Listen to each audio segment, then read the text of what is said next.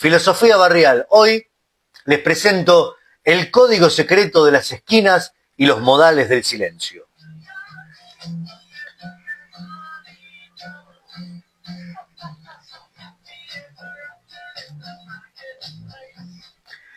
Miren ustedes la vereda de enfrente, a media cuadra de la plaza, mis queridos amigos. Se cruzan dos tipos que andan con el paso apurado, tapado hasta las orejas por el frío de la mañana. No frenan, no se dan la mano, ni siquiera abren la boca para decir un buen día. Sin embargo, se saludaron. Uno pegó un hachazo seco con la cabeza hacia arriba, ahí, levantando el mentón apenas unos centímetros, y el otro le devolvió una especie de guiño con las cejas mientras seguía de largo. En ese mismo movimiento de cogote y de cejas se dijeron todo, se reconocieron, se desearon buena jornada, se preguntaron por la familia y se despidieron.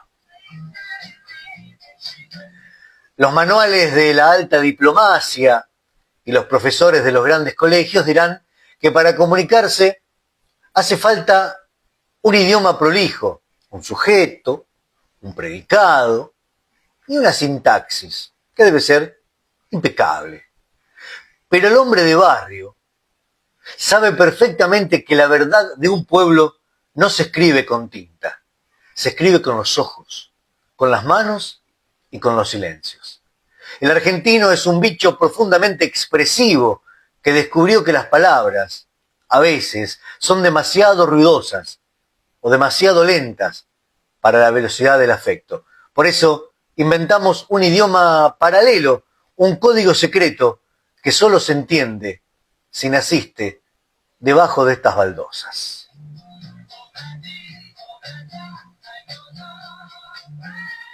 Fíjense en la cantidad de cosas que resolvemos sin gastar un gramo de saliva, dándonos el lujo de estirarle el silencio para que hable la complicidad de los dedos. Cuando juntamos las yemas de la mano, así, haciendo montoncito, y la movemos de atrás para adelante, como amacándolas en el aire con un compás misterioso, no hace falta emitir sonido. Ahí estamos preguntando todo un abanico de sospechas. ¿A dónde vas? ¿Qué querés? ¿Quién sos? ¿Qué te pasa? Todo metido en un solo vaivén de la muñeca. Y si vemos que el otro está, caliente, enojado, masticando una bronca sorda y a punto de explotar por cualquier pavada, nos lo quedamos mirando de reojo y frotamos, escuchen y miren, y frotamos los dedos abajo de nuestro propio mentón, mientras le pego una piña al micrófono, acariciando la barbilla, si el otro está enojado, para hacerle el famoso chiva chiva, pero sin emitir sonido, así, una gastada silenciosa que tiene la puntería de un dardo y que desarma a cualquiera, estoy pegándole los micrófonos hoy, sin decir una sola palabra. Pero el diccionario de los gestos es infinito. Para mandar a alguien a freír churros, cuando ya no toleramos el discurso aburrido de un pesado, no hace falta armar una discusión a los gritos en medio de la cuadra. Basta con un revoleo de mano hacia atrás sobre el hombro. Un envión despectivo y sutil, como quien espanta un picho invisible o un fantasma molesto. Y el tipo ya sabe que quedó desterrado de nuestra atención. Si queremos avisar que un tipo es medio tacaño, que le cuesta aflojar la billetera y que tiene un cocodrilo en el bolsillo, no le hacemos un juicio moral. Nos golpeamos el codo con la palma de la mano en un golpe seco que se escucha a media cuadra y es un ademán justiciero que ahorra adjetivos. Incluso para dictaminar la cordura de un vecino tenemos un rito manual. Apoyamos el dedo índice sobre la sien y lo movemos en un vaivén apurado, como si estuviéramos haciendo girar un engranaje que se soltó de la máquina. Una sutil torcedura del aire que le grita al mundo que este tipo está completamente loco, que se le corrieron las tejas y ya no sintoniza la misma radio que nosotros.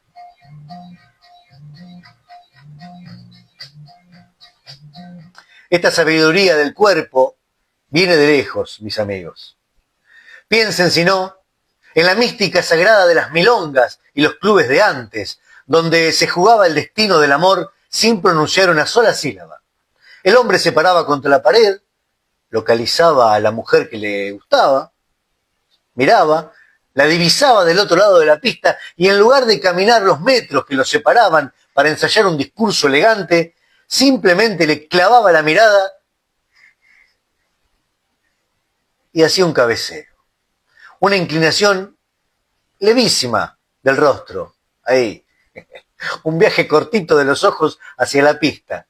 La milonguera aceptaba, devolvía una sonrisa o un pestaneo imperceptible y se paraba. Si no, miraba para otro lado y el orgullo del compadrito quedaba a salvo, porque el silencio es el mejor escudo contra el rechazo, mis amigos. Se sacaba a bailar con la nuca, vecinos, como si el tango ya estuviera sonando dentro de las cabezas antes de que los músicos tocaran la primera nota. Y cuando nos da por usar la laringe, esto es maravilloso, ni siquiera nos gastamos en vocablos, nos manejamos a fuerza de puros sonidos primitivos, de ruidos guturales que tienen más significados que el diccionario entero de la Real Academia Española. ¿Qué es sino ese ¡epa!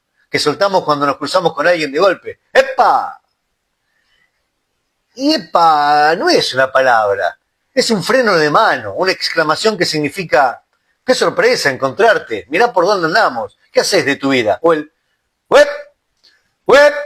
Ese sonido corto y cortado que se estira de vereda a vereda para llamar la atención del amigo que va distraído mirando una vidriera. ¡Epa! ¡wep! Un idioma hecho de onomatopeyas criollas, de chasquidos con la lengua y de suspiros que dicen mucho más que una conferencia de 3 horas. A mí me parece que hacemos esto porque somos una raza que busca la cercanía inmediata. Hablar con demasiada formalidad es poner una distancia, es vestirse de doctor para charlar con el vecino. En cambio, el gesto corto, el cabeceo hacia arriba, el sonido bruto en la garganta, son la prueba de que nos entendemos con solo mirarnos. Es la complicidad de saber que compartimos el mismo barro, el mismo frío y la misma nostalgia.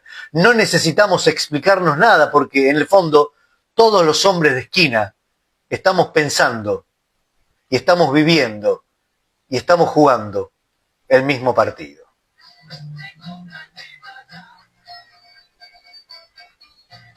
Pensándolo bien, amigos de Radio Pulso, defender a capa y espada que nos entendemos mejor sin decir una sola palabra es un acto de contradicción maravillosa, sobre todo para mí, que hace media hora que le estoy hablando sin parar a través de un micrófono.